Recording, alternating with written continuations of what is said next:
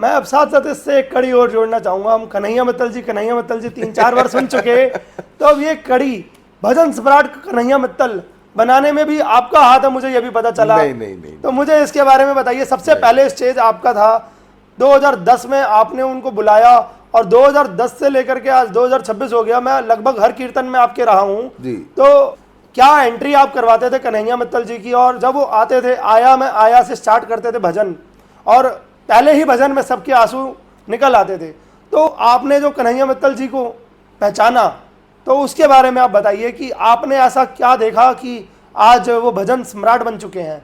देखो, उनके अंदर टैलेंट था, उनके अंदर भाव थे, और सबसे बड़ी बात बाबा का आशीर्वाद उनके साथ था। उस आशीर्वाद ने हमसे मिलवाया। और मैं तो उल्टा कहता हूँ इस बात को, जैसे आपने कह दिया कि भाई आपका हाथ था, नहीं, मेरा कोई हाथ नहीं था। आज अगर आप मुझे इस पॉडकास्ट में बुला रहे हो ना, वो इसलिए बुला रहे हो कि आपको ये पता है कि ये कन्हैया मित्तल के नज़दीकी हैं। तो आज मुझे लोग अगर जानते हैं तो वो कन्हैया मित्तल की वजह से जानते हैं, मेरा अपना कोई ऐसा नहीं है। अब ठीक है, वीकेवी जागरण है, लोग शक्ल पहचानते हैं। मैं तो कभी किसी पोस्टर में अपना फ़ोटो भी नहीं लगवाता, मैं थोड़ा दूर ही रहता हूँ, क्योंकि मेरी अपनी भक्ति है, अपने भाव हैं। और नेचुरल सी बात है, स्पिरिचुअल लाइफ, मैंने पहले भी बताया था कि कन्हैया मित्तल जी के हमारी लाइफ में आने के बाद हमारी असली स्पिरिचुअल लाइफ शुरू हुई। हमें पता पड़ा कि भाव होते क्या हैं भगवान के प्रति। तो कन्हैया मित्तल जी का, जैसे आपने बताया कि उनके फादर आपके फ्रेंड थे जी। फिर स्टार्टिंग में उनको भजन करवाने के लिए आपने कैसे उनको बोला कि आइए आप भजन कीजिए, या कैसे? नहीं, वो तो एक छोटा सा किस्सा था। फादर तो उनके मेरे फ्रेंड बाद में बने, कन्हैया जी से मिलने के बाद अच्छा। वो मेरे फ्रेंड बने, हमारे पारिवारिक संबंध बने। वो तो एक कोई टीवी पे प्रोग्राम आता था कन्हैया जी का, मेरी मिसेज ने देखा, बोले ये लड़का बड़ा अच्छा गाता है, इस बार हम हर साल कीर्तन कराते ही थे, तो इस बार इनको बुलाएंगे। हमने फ़ोन कर लिया, उनसे बातचीत हुई, तब वो 2010 में पहली बार यहाँ आए थे।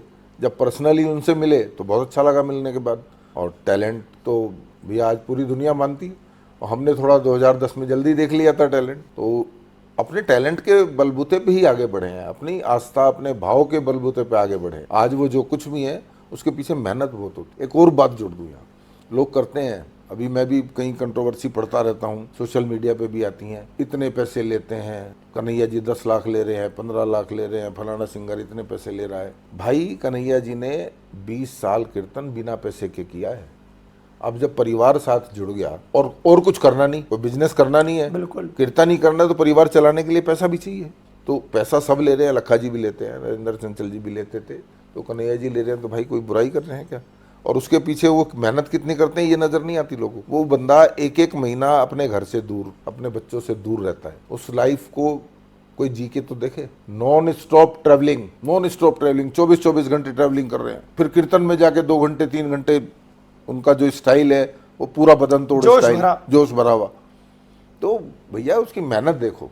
आप पैसा तो देख लेते हो, ये भाई जिसको नहीं बुलाना मत बुलाओ, जिसकी हिम्मत है वो बुलाए, जिसकी हिम्मत है वो बुलाए। और मैंने तो ऐसे आज की डेट में भी मैंने ऐसे देखे हैं उनके कार्यक्रम कि कहीं जाते हैं, 10 लाख रुपए, मान लो किसी पार्टी को बोल दिया कि भाई मंडल को कि 10 लाख रुपए लूंगा, और वहां उनके भाव कुछ ऐसे जागृत हो गए, वो पैसे वहीं छोड़ा है कि मेरी तरफ से इस धर्मार्थ में लगा देना। अभी बीच में मंदिर का एक किस्सा मैं बताऊंगा, बीच में मैं कीर्तन इनके सुनता रहता हूँ, तो 11 लाख रुपए भरे स्टेज पर उन्होंने बिल्कुल दान कर दिए। वो हीरा दिल का आदमी है वो,